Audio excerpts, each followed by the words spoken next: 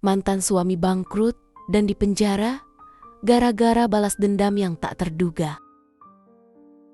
Lisa membanting remote televisi ke sofa. Matanya tajam, terpaku pada layar yang baru saja menayangkan berita. Berita tentang isu skandal korupsi yang menjerat Anton, mantan suaminya. Wajahnya yang dulu selalu terlihat anggun, kini dipenuhi seringai kepuasan yang jahat. Sebuah makian keluar dari mulutnya, dipenuhi dendam yang sudah lama terpendam. 3 tahun lalu, hidup Lisa hancur berantakan. Ia mendapati Anton, suaminya, berselingkuh dengan sekretaris pribadinya. Pengkhianatan itu tidak hanya merobek hati Lisa, tetapi juga menghancurkan karirnya. Anton menggunakan pengaruhnya untuk menjatuhkan bisnis butik milik Lisa, membuatnya bangkrut dan terpuruk. Sejak saat itu, Lisa bersumpah bahwa suatu hari nanti, Anton akan merasakan penderitaan yang sama. Ia pindah ke kota lain, memulai hidup baru dengan bayang-bayang masa lalu yang kelam, namun dendam di hatinya tak pernah padam. Beberapa hari setelah berita itu mencuat, ponsel Lisa bergetar. Sebuah pesan dari Maya, mantan sekretarisnya yang masih setia padanya, muncul di layar. Pesan itu berisi laporan singkat yang mengejutkan tentang keadaan Pit Cahaya MK yang sangat buruk, di mana karyawan satu persatu mengundurkan diri. Senyum tipis terukir di bibir Lisa. Ini adalah awal dari kehancuran yang ia nantikan. Lisa menyadari bahwa kehancuran Anton tidak hanya disebabkan oleh skandal korupsi yang baru saja terkuak, melainkan juga oleh ulah orang dalam. Ia kembali menatap layar ponselnya, membaca berulang kali pesan dari Maya. Hatinya bergejolak antara kepuasan dan kebutuhan untuk mengetahui informasi lebih banyak. Setelah berpikir sejenak, ia memutuskan untuk menghubungi Maya. Maya, mantan sekretarisnya yang setia, adalah satu-satunya orang yang masih ia percaya di Jakarta. Maya mulai bercerita. Selama ini ia dayam-dayum masih menjalin kontak dengan beberapa karyawan di Pit Cahaya MK. Ia melaporkan bahwa Anton berusaha menutupi skandal korupsi dengan membuat beberapa keputusan yang salah.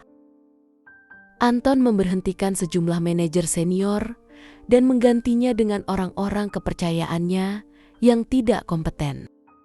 Hal ini memicu gelombang ketidakpuasan yang luas. Para karyawan yang merasa tidak dihargai mulai mengundurkan diri satu persatu. Maya juga menceritakan tentang proyek-proyek fiktif yang digunakan Anton untuk mengalirkan dana, menciptakan lubang keuangan yang semakin dalam. Jantung Lisa berdegup kencang. Nama Farhan, manajer keuangan Pit Cahaya MK, bagaikan kilat yang menyambar ingatannya. Ia masih ingat bagaimana Farhan sering mengunjungi rumah mereka untuk makan malam, membahas proyek-proyek ambisius dengan Anton. Lisa dan Farhan memiliki hubungan yang baik, sering bercanda dan berbagi cerita di sela-sela obrolan bisnis. Namun, setelah perceraiannya, Lisa menjauh dari semua orang yang berhubungan dengan Anton, termasuk Farhan. Maya melanjutkan ceritanya. Ternyata motif Farhan bukan sekadar membantu menegakkan keadilan. Ia juga merasa dikhianati. Anton telah mencuri ide proyek Farhan, sebuah proyek inovasi yang seharusnya membawa perusahaan ke tingkat global. Anton memanipulasi data dan memalsukan dokumen untuk menjadikan proyek itu sebagai miliknya, mengambil semua kredit dan keuntungan untuk dirinya sendiri. Farhan, yang sudah bekerja keras selama bertahun-tahun, merasa dihancurkan. Ia menunggu waktu yang tepat, mengumpulkan bukti-bukti, dan ketika ia merasa cukup, ia memberikannya kepada salah satu jurnalis yang ia percaya. Mendengar semua itu, rencana sederhana Lisa untuk hanya menonton dari jauh pun berubah. Dendamnya tidak lagi hanya tentang kehancuran Anton, tetapi juga tentang keadilan untuk dirinya dan Farhan. Ia menyadari bahwa ia tidak bisa hanya menjadi penonton. Ia harus bertindak. Menggunakan informasi yang diberikan Maya, Lisa mulai menyusun strategi. Ia tahu, untuk benar-benar menghancurkan Anton, ia harus bekerja sama dengan Farhan. Meskipun ada sedikit keraguan, ia yakin bahwa Farhan, sebagai korban, akan menjadi sekutunya yang paling kuat. Lisa memutuskan untuk mengambil langkah pertama. Ia mencari kontak Farhan yang lama, mencoba menghubungi kembali orang yang pernah ia anggap sebagai teman, dengan satu tujuan: menjatuhkan Anton dan mendapatkan keadilan atas apa yang telah mereka korbankan.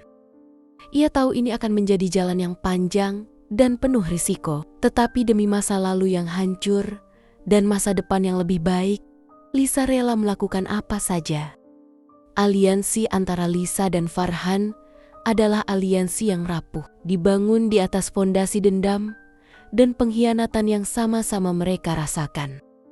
Mereka sepakat bertemu di sebuah kafe tersembunyi, jauh dari keramaian pusat kota Jakarta. Saat Farhan tiba, wajahnya tampak lelah dan cemas. Jelas sekali bahwa beban mengkhianati perusahaan yang telah ia layani selama bertahun-tahun telah menggerogoti jiwanya. Pertemuan itu dimulai dengan canggung. Mereka berbicara tentang proyek yang dicuri Anton dan pengkhianatan yang dialami Farhan. Farhan menceritakan bagaimana Anton memanipulasi data, mencuri ide-idenya, dan bahkan mengancamnya secara halus agar ia tidak angkat bicara. Lisa, di sisi lain, berbagi kisah tentang kehancuran butiknya dan bagaimana Anton menggunakan pengaruhnya untuk menjatuhkannya. Dendam menyatukan mereka, tetapi kepercayaan adalah sesuatu yang sulit untuk dibangun kembali. Lisa tetap waspada. Ia menuntut bukti, meminta Farhan untuk membeberkan setiap data yang ia miliki. Farhan pun memenuhi permintaan itu.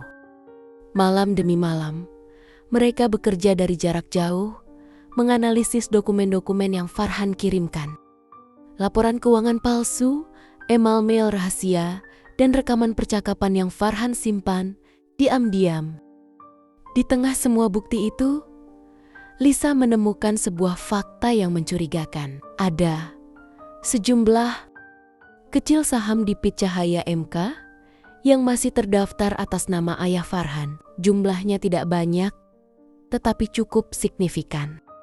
Dan yang paling mengejutkan, saham itu tidak pernah dijual, meskipun ayah Farhan sudah meninggal beberapa tahun yang lalu. Lisa merasa dikhianati. Ia langsung menghubungi Farhan. Suaranya bergetar karena marah. Lisa memutuskan komunikasi. Hatinya hancur. Ia merasa bodoh karena percaya pada Farhan. Dendam yang menyatukan mereka kini terasa seperti jebakan. Ia mengakhiri kerjasama mereka, meyakini bahwa Farhan sama saja dengan Anton. Namun, di tengah kemarahannya, Maya kembali menghubungi. Maya sudah mengetahui tentang keretakan aliansi mereka. Maya menjelaskan, saham itu adalah warisan dari ayahnya. Ayah Farhan sangat mencintai PIT Cahaya MK, dan ia tidak pernah menjual sahamnya. Farhan menyembunyikannya dari Anton karena ia tahu Anton akan mencoba membelinya dengan harga murah. Itu adalah jaminan terakhirnya jika Anton berbalik melawannya. Maya terus menjelaskan, Farhan juga korban. Dia tidak punya siapa-siapa lagi di perusahaan itu. Dia hanya ingin membersihkan nama ayahnya dan mendapatkan keadilan. Lisa terdiam. Ia duduk di ruangannya yang gelap, merenung. Kata-kata Maya perlahan meresap ke dalam hatinya. Ia melihat kembali dokumen-dokumen yang Farhan kirimkan. Bukti yang jelas menunjukkan pengkhianatan Anton bukan hanya kepadanya, tetapi juga kepada Farhan. Perlahan, amarahnya mereda dan digantikan oleh rasa bersalah. Ia menyadari bahwa ia terlalu terperosok dalam dendam sehingga ia hampir merusak satu-satunya kesempatan untuk benar-benar menghancurkan Anton. Malam itu, Lisa mengirim pesan singkat kepada Farhan. Farhan membalasnya dengan cepat.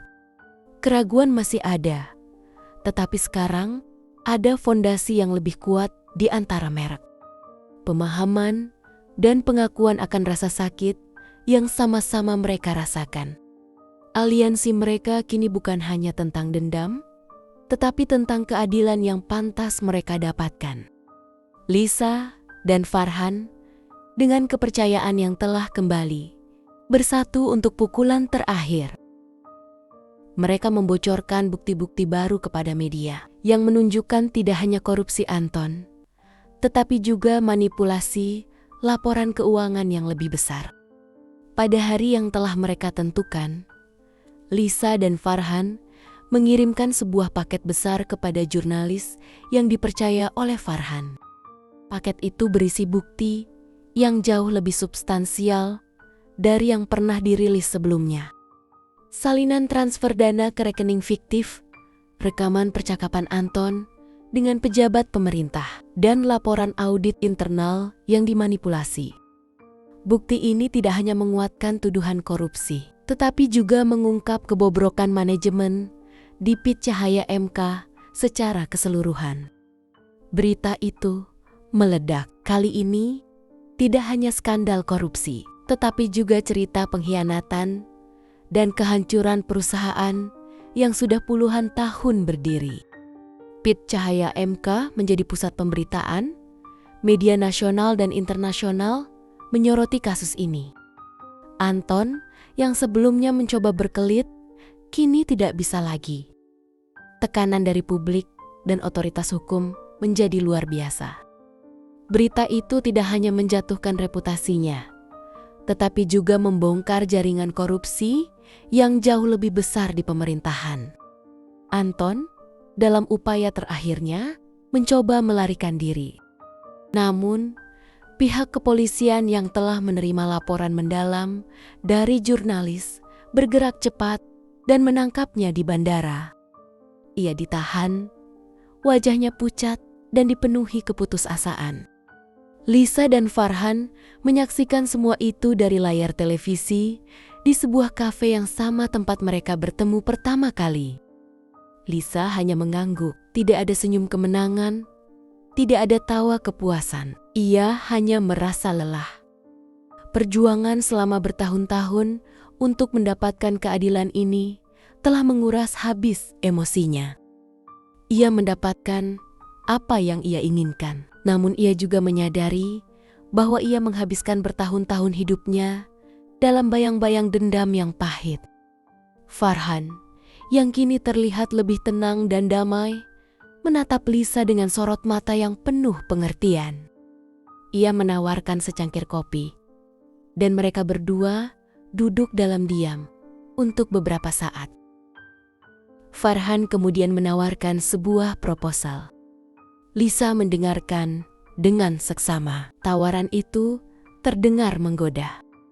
Farhan bukan lagi pria yang ia curigai, melainkan sekutu yang telah berbagi penderitaan dengannya. Bersama-sama, mereka bisa membangun kembali apa yang telah dihancurkan oleh Anton. Namun, Lisa menggelengkan kepalanya dengan lembut. Farhan tersenyum, mengangguk mengerti. Lisa membalasnya dengan senyum tipis. Senyum yang tulus, bukan senyum kepuasan yang pahit seperti dulu. Ia merasa seperti beban berat telah terangkat dari pundaknya. Lisa pamit, meninggalkan kafe itu. Ia berjalan di bawah langit sore, merasakan angin menerpa wajahnya. Kehancuran Anton adalah akhir dari babak kelam dalam hidupnya. Sebuah babak yang didominasi oleh dendam. Ia tidak tahu apa yang akan terjadi selanjutnya, tetapi ia tahu bahwa ia akan memulai hidup yang baru. Bukan untuk membalas dendam, tetapi untuk dirinya sendiri. Selesai.